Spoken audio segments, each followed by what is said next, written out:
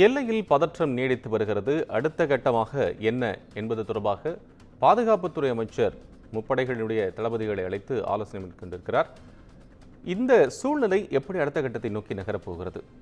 ஓய்வு பெற்ற இராணுவ உளவுத்துறை அதிகாரி சுப்பிரமணியன் அவர்கள் நம்முடைய இணைப்பில். சார் வணக்கம். இணைப்பில் வந்தமைக்கு மிக்க நன்றி. இப்போ பொதுவாக ஒரு சுச்சுவேஷன் மாதிரி வார் சுச்சுவேஷன் வரும்போது எஸ்கலேட் ஆகும் ஆகாது அப்படிங்கிற ஒரு இதை நமக்கு வெளியே இருந்து ஒரு சிவிலியனாக நமக்கு புரிஞ்சிக்க முடியாது. ஆனால் இப்போ நீங்கள் ஒரு ஆர்மியில் சர்வ் பண்ணியிருக்கீங்க, எப்படி இதை நம்ம புரிஞ்சுக்கிறது? இப்போ அந்த இப்போ பஞ்சாபில் இது போன்ற இடத்துல எல்லாம் சைரன் கொடுத்துருக்காங்க, மக்கள் வீட்டை விட்டு வெளியே வர வேண்டாம்னு சொல்லியிருக்காங்க. இந்த சுச்சுவேஷனை எப்படி நம்ம ஃபர்ஸ்ட் ஆஃப் ஆல் புரிஞ்சுக்கிறது? வணக்கம் குமுதன் நேயர் அனைவருக்கும். ஆக்சுவலாக இது ஃபர்ஸ்ட் எஸ்கலேட் பண்ணதே பாகிஸ்தான். நம்ம எந்த இடத்துலையும் நம்ம எஸ்கலேட் பண்ணல. நம்ம ஒன்லி ரெட்டாலியேஷன் மட்டும் தான் பண்ணிட்டு இருக்கோம்.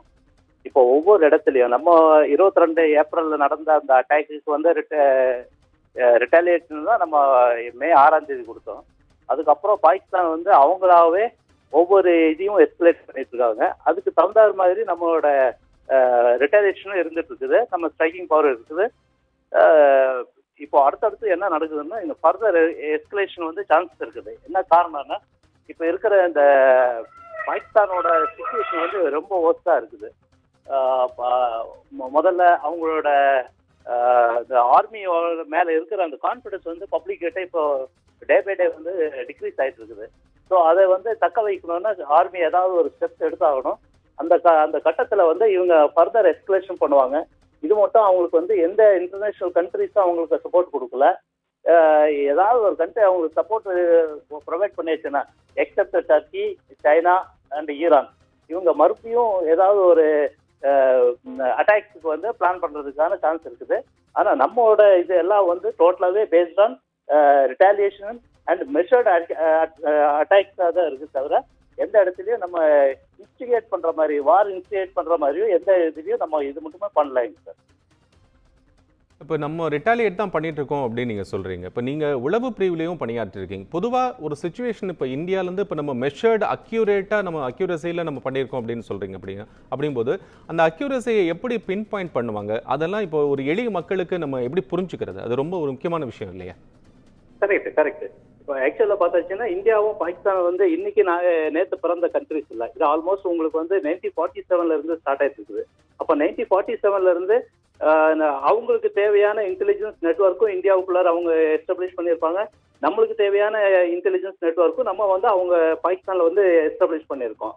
அப்படி இருக்கும்போது என்னைக்கும் எந்த டைம்லயும் எந்த அப்டேட்ஸ் நடந்தாலும் அந்த அப்டேட்ஸ் அப்பப்போ நம்மளுக்கு அங்க இருக்கிற சோர்ஸ் த்ரூவா நமக்கு இன்ஃபர்மேஷன் வந்துட்டே இருக்கும்.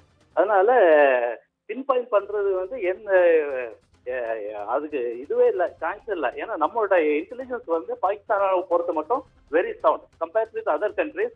இப்போ எப்படி ஹமாஸை இஸ்ரேல் ஸ்ட்ரைக் பண்ணாங்களோ, அதே மாதிரி ரியல் இன்புட்ஸ், ரியல் இன்டெலிஜென்ஸ் நம்மகிட்ட சாலிடாவே இருக்குது. அதை பேஸ் பண்ணி தான் நம்மளோட எல்லா அட்டாக்ஸும் நடந்துட்டு இருக்குது, எல்லா ஸ்ட்ரைக்ஸும் நடந்துட்டு இருக்குது.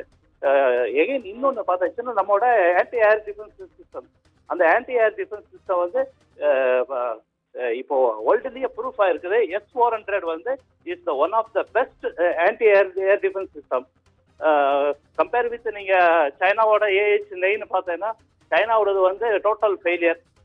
பாகிஸ்தான்லேயே ஒரு 12 இடத்துல அவங்க ஏர் டிஃபென்ஸ் சிஸ்டம்ஸ் இன்ஸ்டாலேஷன் பண்ணிட்டு இருந்தாங்க.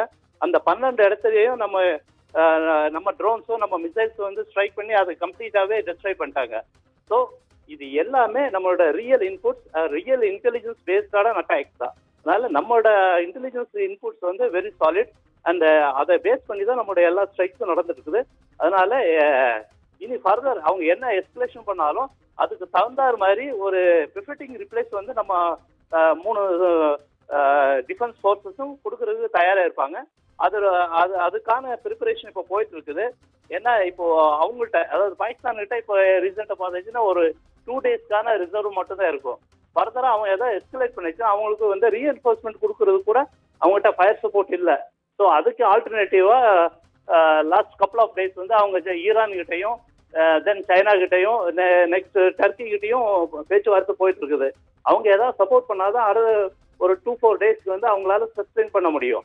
அதர்வைஸ் அவங்களோட இது எஸ்கலேட் பண்ணாம ஒரு தேர்ட் கண்ட்ரி மீடியேஷன் அடாப்ட் பண்ணி இந்த இது இந்த ஸ்ட்ரைக்ஸை வந்து டீஎஸ்கலேட் பண்ணிடுச்சுன்னா பாகிஸ்தானுக்கு நல்லது. Otherwise they will suffer lot.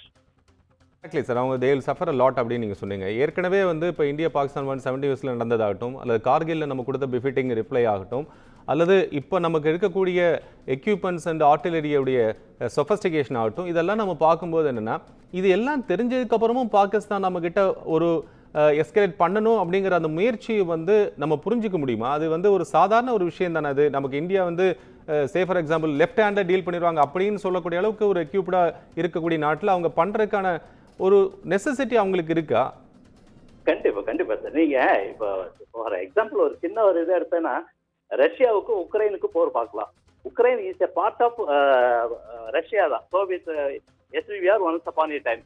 இப்போ அவங்க வந்து ரஷ்யாவே எகென்ஸ்ட் இது பண்ணி அவங்களுக்கு எதிராக நின்றுருக்காங்கன்னா, அவங்களுக்கு வந்து international countries, European countries, America, இந்த மாதிரி பல கண்ட்ரிஸ் வந்து அவங்களுக்கு சப்போர்ட் பண்ணுவாங்க. ஏன்னா அவங்களுக்கும் ஒவ்வொரு கண்ட்ரிஸ்க்கும் அவங்களோட செல்ஃப் இன்ட்ரெஸ்ட் ஒன்று இருக்கும். அதே மாதிரி பாகிஸ்தானுக்கு கூட சில கண்ட்ரிஸ் வந்து மறைமுகமாக சப்போர்ட் பண்ணுவாங்க. ஆனால் அது பொது வெளியில வர்றதில்ல.